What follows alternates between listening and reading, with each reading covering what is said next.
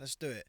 Gentlemen, today's video aims to address what I feel is quite possibly the biggest issue in self-improvement, and that is porn addiction or porn dependency. It seems to be the kryptonite of all of us when it comes to trying to get better and trying to feel better in yourself. This seems to stand as the most consistent inhibitor for our progress. And what I would like to state claim and make my point of today is the fact that I feel in large part we create this issue for ourselves. We've been consistently told and fed this narrative that porn is this terrible thing that will rot your brain and will make you somehow a lesser self, which I will get into later on in this video, the truth in some of those words. But we've been fed this for such a long time and so forcefully that I feel there's been a sort of self-fulfilling prophecy kind of placebo effect in some sense, where I feel a lot of us can fall into this trap of really denigrating ourselves and really kind of imposing the negatives on ourselves. It's almost as though rather than the content that we're watching, it's the way that we perceive the content that we're watching. Now, I will get into that there are, of course, some real negatives to porn, but I feel in large part, I think this is an issue that resides within the head of the user as opposed to reality itself. Now, when any of us do the dreaded acts that we perceive to be so dreaded and we watch porn, we almost invariably come away from it feeling deflated, irritated with ourselves, just generally. A lot of the time we feel terrible for it. We feel as though we have somehow taken a monumentous step backwards and that we're just somehow a lesser human for what it is that we've done. And I feel, if you put this into actual fact, that this is a very illogical perspective on one simple act. When we put it down to it, we're watching a video that is adhering to one specific mood that is innate to our human calling, and we perceive this to be some sort of demonic, awful act that degrades us as a human being. It's simply not the case, in my opinion. I think that we kind of feed the narrative of this is supposed to be a bad thing, so I'm supposed to be a bad person for doing it. Now, I deem this a good time to segue into what the negatives of porn are, just so that my point doesn't get lost here. Of course, if you use porn too much, it's going to cause you a problem.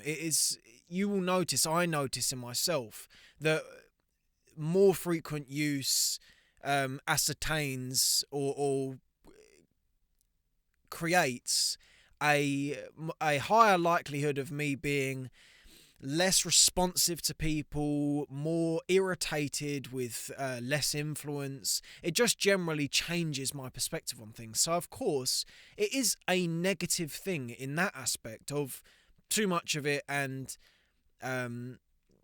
too much focus on it will cause you a problem.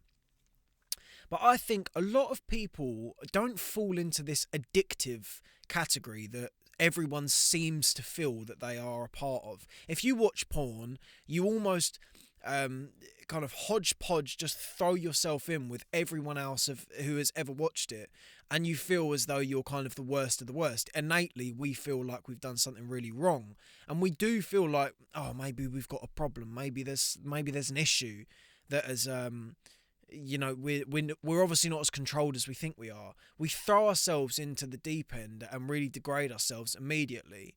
And I think it's important to distinguish that a lot of people actually watch porn probably maybe once a week, maybe twice a week or something like that. Maybe not even that, a lot of people. And I think it might not be the most popular of opinion, but I think it's very important to remember who you are as a person. In actual fact, if you are a 20 to 30, realistically older as well, male who is not sexually active, or even if you are sexually active, it's in our body. That energy is there. It is particularly the younger that you are, even if you're younger than 20, still stands exactly the same, probably more. There is an innate desire and tension and energy there that you just can't help. And I feel it's important that people know that it's not innately a bad thing to exercise that feeling. And sometimes I would actually argue that the path of abstinence is just as unhealthy as the path of hedonism and overindulgence, in the sense that it convolutes and overtakes your mind to equal extent. I have noticed that when I use it too much, my mind is too focused that way, and of course that we know that's a problem. But equally well, when I don't use, those methods at all, I notice I have equal tunnel vision on that as a thing. I'll become actually more active in that frame of mind. Almost, I'll become as equally kind of sexually minded with abstinence as I will, and as a lot of people do, with overindulgence. So I think it's very important that we distinguish what we're talking about here when we're talking about the use of porn. I think there is a place for it, and I also think it's absolutely integral that we tell ourselves the right story about what's going on.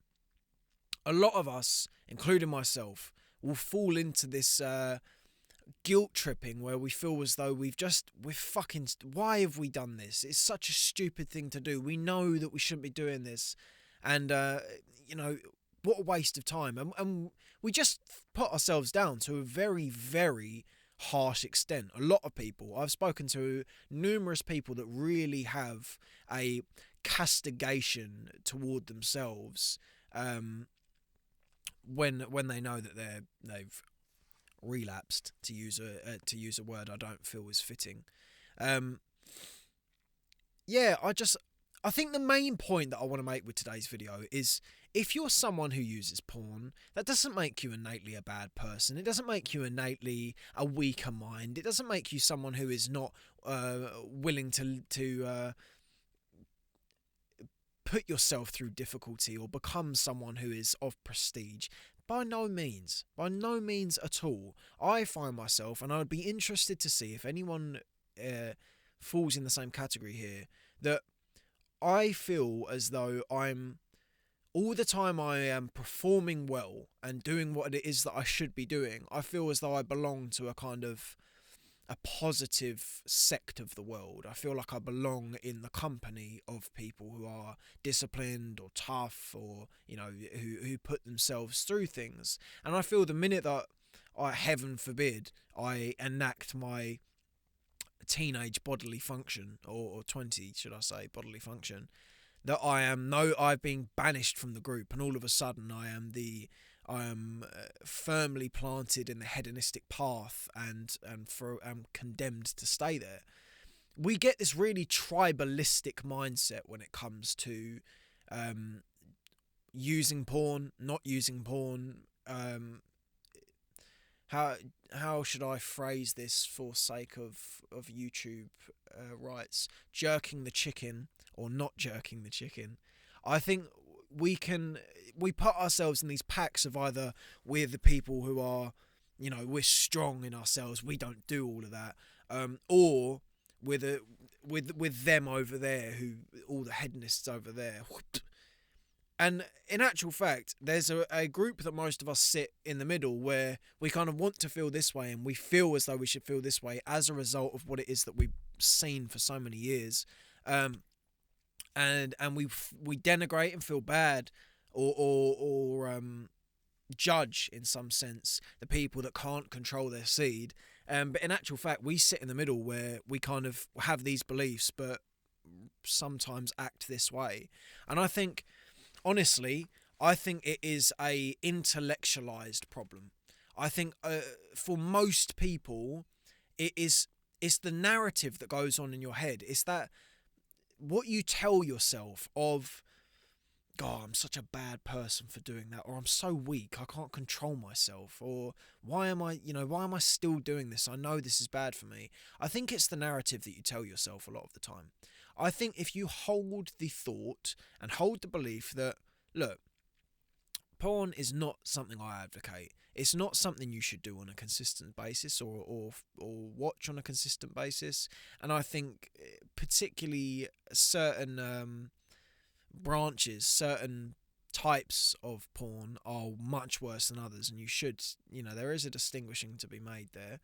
Um, I think it's really important that actually you look at this from a more healthy perspective of, look, I spend 90% of the time on course doing what it is that I need to do, and when maybe 10% of the time I seem to just wean towards my natural instincts, that doesn't take away from what it is that I am as a person. And it's so important that you get this right, you get this thought process right, because from experience, I know that I can ridicule myself to such an extent with this that I'll actually put off positive behaviours afterwards. I kind of slot myself into, oh look, you've made this oh so grave mistake. You now have to make all these other mistakes because this is who you are as a person. Be very careful not to push yourself into a sort of category as a result of one behaviour that in actual fact is really not that much of an issue. I think it is integral that you have a control of yourself, because if you don't have this as a kind of a generalised, recognised control, it's going to seep over into other parts of your life where control is going to cost you more than it will here. If you can't control yourself in an argument with someone, you might end up in a physical argument with someone. Or if you can't control yourself in an argument with your partner, then you might end up saying something that really a rational mind of yours would not have said. So it's important that we kind of optimize this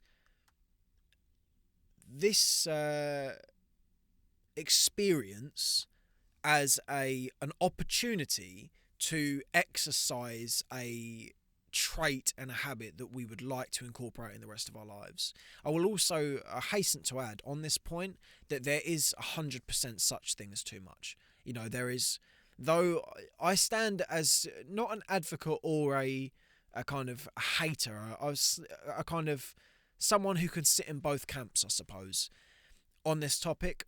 I think, yeah, honestly, I think I've said what it was. I've said what I need to say. I know what I'm saying here. The point I want to get across with this video, what I want to keep this video toward, is don't beat yourself up for a behaviour that, in actual fact, is stemming from a belief that is imposed by other people. Understand that you want to keep yourself in control most of the time. You want to make sure that you're doing the right things most of the time, and just because you have that feeling doesn't mean you need to indulge it, by no means. If you follow such path, you will have the problem that we all aim to avoid. But there is a place, there is a time, and I think you learn where that time and place is through trial and error. And in this sense, in a hedonistically strange way, the trial and error is exactly what I am talking about. But you have to understand, you need to learn your limit, because there will come times when you go, do you know what? That was, I felt myself thinking about too many things that I didn't want to think about. That has just reset, recalibrated. I'm cool now. And other times you'll think, for fuck's sake, why am I doing this again? And that process, you will be able to then read yourself better if you actually lean into that and recognise, look, this is a part of me. This is a part of my anatomy. This is a part of the way that I am. Let me learn how to control this in a way that is healthy and also allows me not to fall on the other side of just being obsessed with making sure that I'm abstinent. There we go. Gentlemen, stay gentlemanly. Chaps, be chapulent.